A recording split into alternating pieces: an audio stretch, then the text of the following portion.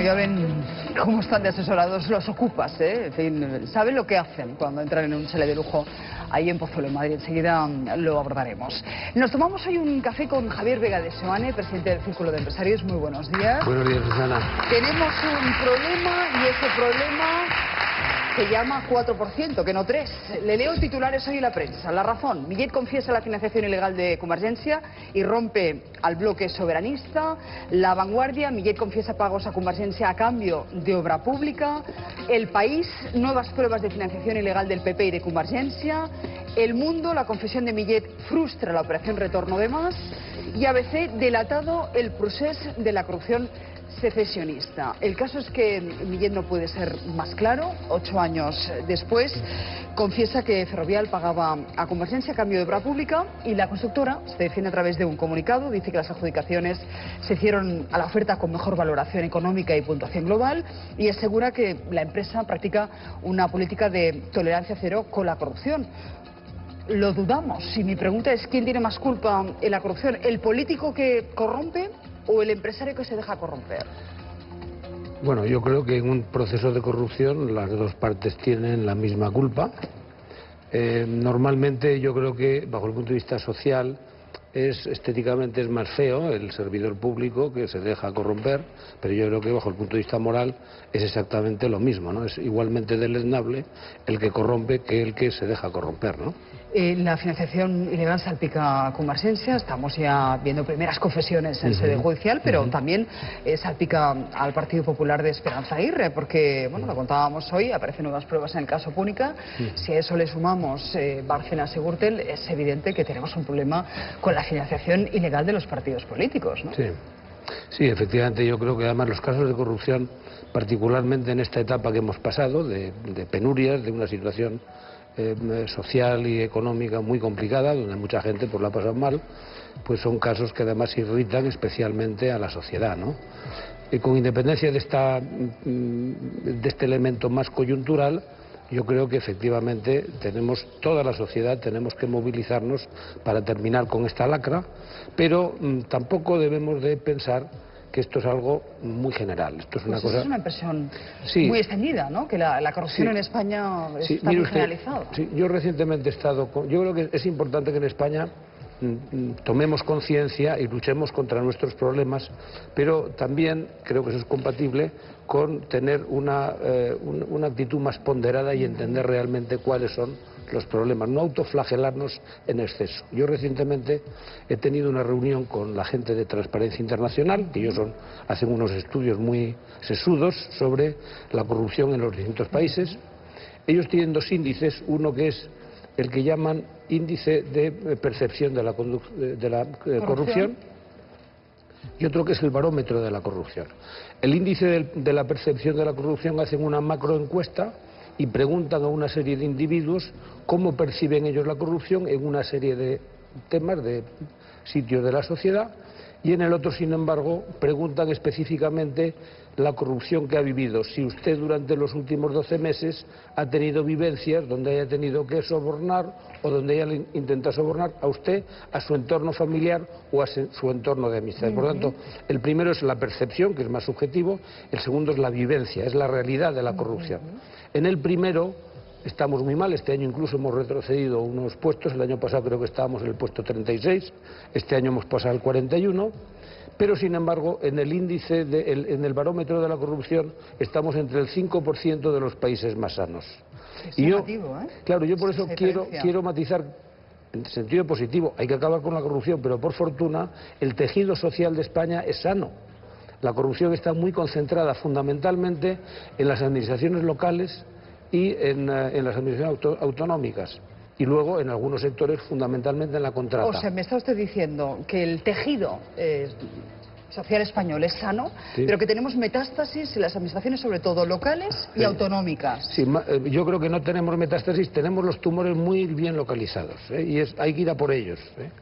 Pero yo creo que son buenas noticias que nuestro tejido social sea sano, porque ni a usted ni a mí se nos ocurre cuando nos vienen a poner una multa pensar... Pagarle la mordida al policía, no se nos ocurre. Al profesor del colegio, evidentemente, o al médico que nos atiende para que vaya más rápido y nos salte las listas de espera. Y no se nos ocurre porque el tejido es sano, por fortuna, Ahora sí vemos que efectivamente hay casos de corrupción muy serios, muy escandalosos, y luego además, como tenemos una justicia muy lenta, los mismos casos nos los pasean todos los días por las narices, y ese tufillo de corrupción pues es mayor de lo que percibimos, es mucho mayor de la realidad.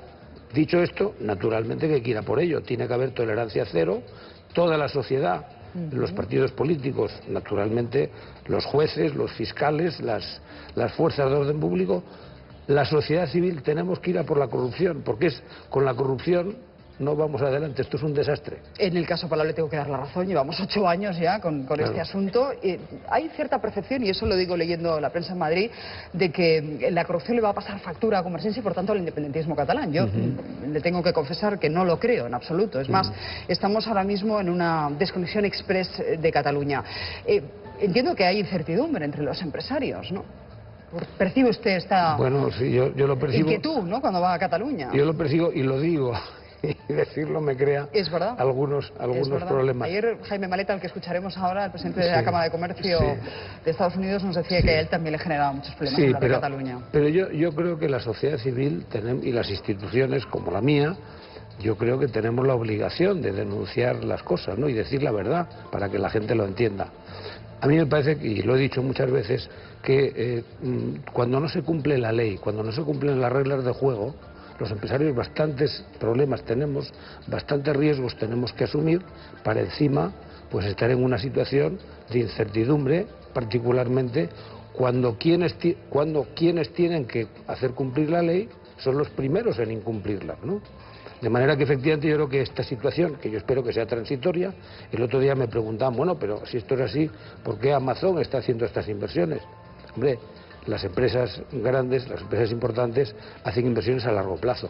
Y yo y todos estamos seguros que esta situación de Cataluña, que es un país fantástico, Cataluña es una región de las mejores de Europa y del mundo, esto es una cosa transitoria. Nosotros hacemos inversiones a largo plazo, no pensando en la coyuntura, ¿no? Pero esto si se va a arreglar. Amazon está invirtiendo a largo plazo es porque da por hecho que no va a triunfar el independentismo en Cataluña, ¿no? Esto se va a arreglar, no sabemos muy bien cómo, pero como está el disparate, estamos todos convencidos que esto, bueno, se va a arreglar en un plazo de tiempo relativamente corto. Pues quiero que escuche a Jaime Malet, el presidente de la Cámara de Comercio, que él cree que para frenar esa desconexión express lo que se debe hacer es apostar por el talento. Dice que, bueno, Cataluña podría convertirse en una especie de Silicon Valley a la Mediterránea.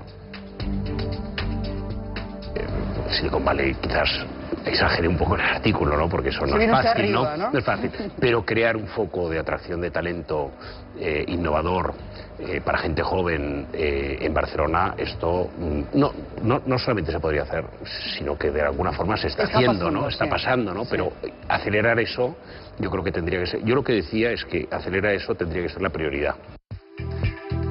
Señales del gobierno. ¿Debería intervenir más Madrid? Hay muchas quejas, usted lo sabe, entre el empresariado catalán con el tema del corredor mediterráneo, que consideran que es una apuesta que se tenía que haber hecho ya no solo para Cataluña, sino también para todo el litoral valenciano. El tema de las cercanías, ¿no? Que siempre se quejan de la falta de inversión, de lo abandonadas que están las cercanías en Cataluña. ¿Han faltado gestos en ese sentido? Sí, vamos a ver, yo soy de los que creo que la solución del problema de nuestra relación entre Cataluña y el resto de España, esa solución vendrá dentro de un cierto tiempo. Creo que no debemos empeñarnos en este clima de rauxa. Está todo el mundo enfadado, entonces cuando uno está enfadado pues no razona correctamente, ¿no? Yo creo que hay que buscar una salida. Cuando encontremos la salida y los ánimos estén más templados, ya buscaremos una solución. Y en esa salida... Pero, señor Guedes, llevamos años con el tema de la salida, hay que encontrar una salida. Bueno, pero ahora ha subido muchísimo la tensión, ya estamos cerca del final del proceso y, por tanto, ahora hay que buscar la salida para que este tren, que va a toda velocidad y en mala dirección, no se choque contra el tren, sino se choque contra los topes de la estación ¿Por dónde podría ir esa salida? Bueno, pues yo creo que efectivamente este diálogo está muy bien, que la vicepresidenta, que es una mujer estupenda, vaya a Cataluña y tenga su despacho y hable con unos y otros, está fenomenal, pero yo creo que además hay que hacer cosas. Por ejemplo, usted mismo lo ha dicho, ¿por qué no se dota presupuestariamente y se pone en marcha ese proyecto del corredor mediterráneo, que es un clamor que todos lo estamos pidiendo, que es bueno para Cataluña, buenísimo para Valencia y buenísimo para toda España, para toda España? ¿Por qué no se arregla a través de Renfe el tema de cercanía. Yo creo que si estas cosas se hicieran, estaríamos dando unas señales muy positivas y yo creo que la gente que vive en Cataluña eso lo percibiría y eso contribuiría a bajar esta tensión. Porque el gobierno de España estaría de alguna manera resolviendo los problemas locales también, que es el gobierno de todos los españoles. Por tanto, yo recomiendo vivamente, y cada vez que puedo se lo digo a los gobernantes del gobierno central, hombre, poner en marcha estos planes, porque esto es bueno para todos y contribuiría enormemente a bajar la presión en Cataluña. Titular hoy de 5 días. El decreto Montoro le cuesta al IBEX más de 1.500 millones de euros. Usted es muy crítico con ese aumento del impuesto a las empresas, a las sociedades y sobre todo por la forma como se ha hecho, ¿no? Sí, efectivamente, yo creo que el ministro Montoro, que es buena gente, yo creo que es un buen ministro de Hacienda, pero no ha estado muy fino últimamente. El ministro Montoro es buena gente, creo que eso no lo había escuchado yo en los últimos 5 años. Yo creo que sí, yo no le conozco tanto, pero en fin, dentro de poco le voy a ir a ver precisamente por esta. Está preparando el terreno, sí, ¿no? Porque yo creo que hay que dialogar, tenemos que hablar entre nosotros, ¿eh? Yo le voy a ir a ver y le voy a dar nuestra versión. Pero en fin, creo que él no ha estado muy fino en estos últimos tiempos, sobre todo con sus declaraciones, ¿no? Ese famoso decreto yo creo que tiene dos elementos. Uno que es lo que cuesta a las empresas, hombre, que siempre te molesta, pero todos vemos en un momento en que hace falta ingresos para el país, porque no cabe duda que tenemos que reducir el déficit. Bueno, te puede molestar, pero lo puedes entender. Pero la parte que me parece más preocupante es el intangible, ¿no? Lo que puede suponer estas medidas con carácter retroactivo de inseguridad jurídica, porque estamos en una situación de gran incertidumbre y lo que hace falta es precisamente que desde el gobierno se tomen medidas para contrapesar esa incertidumbre con cosas más ciertas, no con más incertidumbre a través de estas medidas que generan inseguridad jurídica. Incertidumbre, ¿no? También en el ámbito político, porque precisamente a cuenta de la financiación irregular vemos cómo se ha sumado Ciudadanos al Partido Socialista y a Podemos a la hora de pedir una comisión de investigación que por otro lado ellos tenían cerrado en el pacto de investidura. El PP habla de otra comisión de investigación, parece que se están echando, digamos, a la cabeza las comisiones de investigación y lo que está en riesgo ahora mismo, no sé si usted lo ve en riesgo, sería el pacto PP-Ciudadanos, ¿no? Sí, es muy inquietante porque efectivamente este pacto ha posibilitado el gobierno y en este entorno donde estamos parecía que España pues destacaba por su estabilidad. Tenemos un gobierno, estábamos ya en una dinámica muy positiva y ahora estas pequeñas cosas pues están generando una dinámica muy inquietante, ¿no? Hombre, yo, vamos, desde luego creo que hay que luchar contra la corrupción y a mí me parece razonable montar una comisión de, si es necesario, contra la corrupción y analizar por qué el sistema genera comportamientos corruptos. Yo personalmente, que no tengo nada que ver con la política, no me parece razonable investigar solo a un partido, cuando vemos que la corrupción está en todos los partidos, ¿no? Yo creo que sería más razonable investigar, hacer una reflexión de por qué hay tanta corrupción en aquellos partidos que se perpetúan en el poder.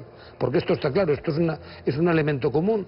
Cuando un partido está en el poder durante más de X años, al final termina habiendo corrupción. Investigues eso, ¿por qué esto sucede, no?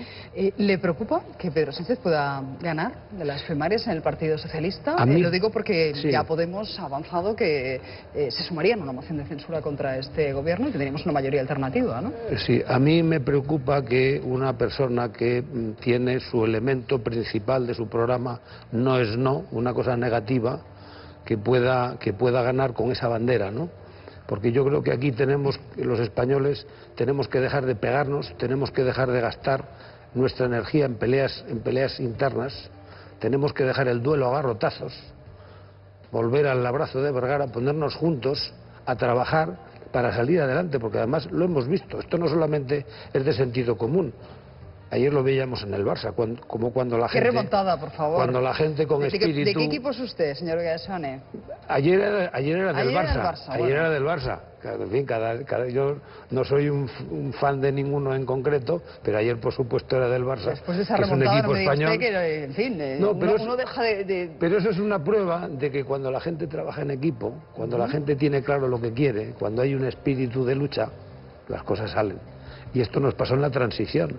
Tenemos que volver a ese espíritu, dejar de pegarnos entre nosotros, ver qué es lo que necesitan los ciudadanos, qué reformas tenemos que hacer en un mundo que está cambiando tantísimo, que tenemos que espabilarnos. Y eso es lo que tenemos que hacer. Y no es no, y decir que no a los presupuestos sin saber cuáles son, es decir, ese tipo de comportamientos, yo creo que es muy peligroso, porque eso termina en que la energía que tenemos la utilizamos en pelearnos unos con otros y no llegamos a ningún sitio, ¿no? Le pregunto por otro titular del día. El precio de los pisos sube el 4,7% y apunta a un periodo de más alzas. Son datos del INE. Invertir en vivienda ofrece ya una rentabilidad de más del 9%. ¿Estamos ante una nueva burbuja inmobiliaria? Bueno, yo creo que más bien mi lectura es positiva, ¿no? Yo creo que el hecho de que los pisos que se derrumbaron estén ahora retomando esta senda, hombre, no sería bueno que llegásemos a una burbuja, pero yo creo que estamos lejos de la burbuja, ¿no? Pero yo creo que es una señal de que la economía sigue tirando, de que a pesar de todas estas cosas que nos inquietan, pues la gente tiene confianza. De nuevo, antes decíamos también lo de Cataluña. También creemos que oye, al final va a cundir la sensatez y estas cosas se van a arreglar. España sigue creciendo, estamos creciendo este año, pues seguramente estaremos por encima del 2,5%, mucho más que nuestros vecinos, ¿no? Y bueno, pues la gente eso lo percibe y la gente, pues oye, va comprando sus pisos y la economía sigue para adelante, ¿no? La sociedad civil va por su cuenta, con independencia de que los políticos hagan o no sus deberes, ¿no? Ayer celebramos, por decir algo, el Día de la Mujer Trabajadora. Estamos, ¿cree usted, para celebraciones cuando la brecha sigue siendo tan grande, la brecha salarial? Hablamos de una diferencia de 6.000 euros menos que cobran las mujeres al año que los hombres. Sí, pero yo creo que vamos por hacer exactamente el mismo trabajo, además. Yo creo que vamos por buen camino, creo que vamos por buen camino. Y es verdad que no vamos bajo el punto de vista moral, es impresentable que estas cosas sucedan. Yo, de nuevo, aquí haría una diferenciación. Yo creo que esto en las grandes y en las medianas empresas pasa mucho menos, ¿no? Quizá pasa más en las pequeñas. En España sabe usted que tenemos un tejido empresarial donde predominan las pequeñas empresas, las muy pequeñas empresas. Y entonces ahí, bueno, pues la gente, los empresarios pequeñitos, pues hacen lo que pueden, ¿no? Porque tienen una vida muy difícil, porque no tienen la dimensión para poder ser realmente competitivos y, bueno, pues son gente que viven poco al día, ¿no? Pero en las grandes empresas yo creo que esto que usted decía no sucede, ¿no? En las empresas buenas, en las empresas grandes, yo creo que no hay esta discriminación. Pero la paridad es muy deprimente tanto en las grandes como en las pequeñas, ¿eh? Bueno, solo hay un 26% de altos cargos, es verdad, siendo mujeres. Empezando por nuestra propia institución, somos 220 socios, solamente tenemos 22 mujeres. Yo estoy muy activo tratando de invitar a más mujeres en la junta directiva. Sin embargo, tenemos creo que un 30% de mujeres, ¿no? Hay que seguir caminando en esa dirección y además de una forma natural. Yo creo que no hace falta establecer cuotas porque... ¿Usted no cree la política de cuotas? No, yo creo, hombre, yo creo que está bien que todos intentemos que efectivamente que tengamos más mujeres porque la diversidad enriquece a todas las instituciones. Yo no creía en esa política, pero llegado a este punto y viendo que no se mueve, que en el IBEX sigue costando tanto que las directivas estén representadas, pues posiblemente tenemos que dar un empujoncito. En el punto de partida, que es cuando se terminan los estudios, las mujeres demuestran que tienen mejores cualificaciones que los hombres, y por tanto lo lógico es que esas mujeres, si efectivamente nos comportamos de forma razonable en las empresas, pues que esas mujeres asciendan y lleguen a directivas y a consejeras y a primeros ejecutivos, ¿no? Eso es lo lógico. Ahora tenemos, digamos, una inercia histórica y esto pues costará un cierto tiempo, pero en fin, yo le aseguro que en las buenas empresas no hay esta discriminación. Lo que pasa es que, claro, tenemos esa inercia y hay un stock de directivos que la mayoría son hombres, ¿no? Y por tanto, al final, pues estadísticamente llegan arriba más los hombres que las mujeres por este motivo, ¿no? La desigualdad no es solo cosa de hombres y de mujeres, también el último informe de Eurostat deja un dato demoledor. El 30% de los trabajadores son pobres o están en riesgo de pobreza. Tenemos un problema con los salarios, lo hemos hablado en más de una ocasión, señor Vega de Soane. Sí, es cierto. Temporalidad y precariedad. Tenemos un problema con los salarios y tenemos un problema más grande todavía con el desempleo, ¿no? Entonces aquí hay que buscar un equilibrio.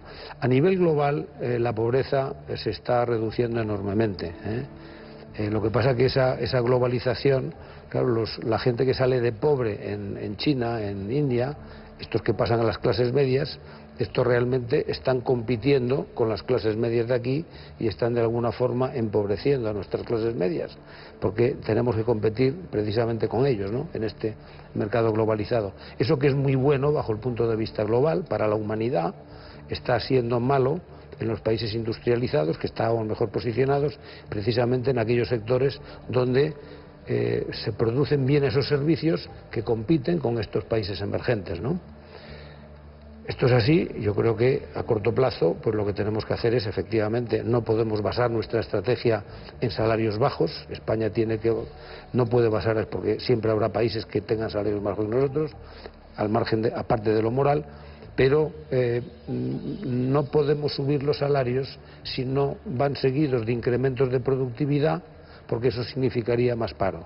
O sea que yo soy partidario de que vamos a subir los salarios, pero pongámonos de acuerdo con los empleados para que subamos los salarios cuando aumente la productividad, porque solo así podremos mantener el empleo. Si subimos los salarios y no hay un acompañamiento de mejora de productividad, eso significará más paro. Y el paro es lo peor de todo. Es lo peor de todo. ¿Y qué pasa con la temporalidad? Porque estamos aquí 8 puntos por encima de la media europea. Sí. Porque entiendo que para el empresario también sería mejor tener a trabajadores en situación de contrato indefinido, porque de alguna manera, bueno, pues es una apuesta más a medio y largo plazo, ¿no? La temporalidad, el empleador y para el empleado, para todos, porque claro, el empresario que tiene un trabajador temporal, como es temporal, pues no invierte, porque no es un activo suyo, puede ser un activo mañana de otra empresa, ¿no?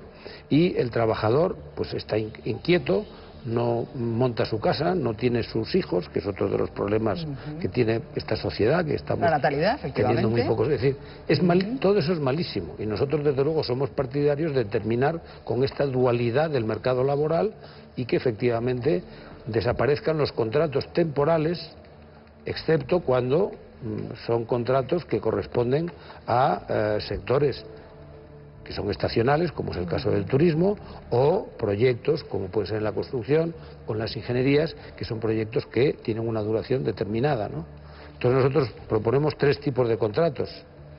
El contrato fijo, que sea único, el contrato temporal por razones del tipo de trabajo que se hace, y el contrato de aprendizaje para los chicos jóvenes, ¿no? Y esto, desde luego, ayudaría muchísimo, terminar con esta dualidad. No le he preguntado por la estiba, lo vamos a abordar enseguida, porque además vamos a tener aquí el representante sindical de los estibadores. Han, sabe usted, desconvocado 3 días de la huelga prevista, porque el decreto va a tardar una semana más en convalidarse en el Congreso, y parece que el Gobierno está cediendo en determinados aspectos que pedían los estibadores. Entiendo que le preocupa, ¿no?, como empresario, esta huelga y sus consecuencias que se están ya dando.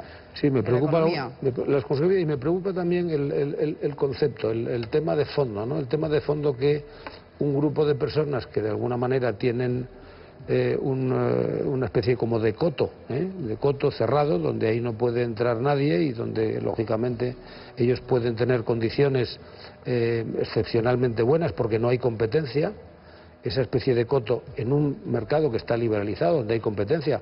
La competencia es un elemento fundamental para el crecimiento, para la mejora de la productividad, para la mejora de los salarios.